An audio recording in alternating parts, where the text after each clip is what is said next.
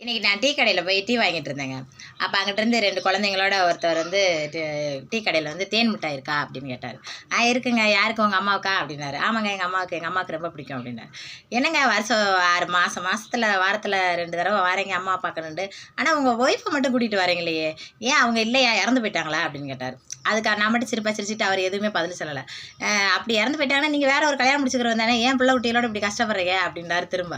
அதுக்கு அவர் சொன்னார், இல்லைங்க எங்கள் அம்மாவுக்கும் என் பொண்டாட்டிக்கும் பிடிச்சிக்காது, அதனால் வராது, என் ஒய்ஃபு என் கூட தான் இருக்காங்க அப்படின்னு சொல்லிட்டு போயிட்டார்.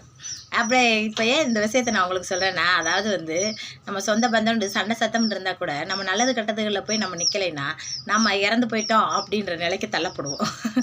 அதனால் நம்ம வந்து நல்லது கெட்டது நம்ம மாமியாவை பிடிக்கட்டாலும் நம்ம புருஷன் வீடு அப்படின்ற உரிமை எடுத்துக்கிட்டு நம்ம போகிறது வந்து நம்மளுடைய உரிமைன்னு நான் நினைக்கிறேன் சரின்னு பட்ட ஒரு லைக் பண்ணுங்கள். நன்றிங்க.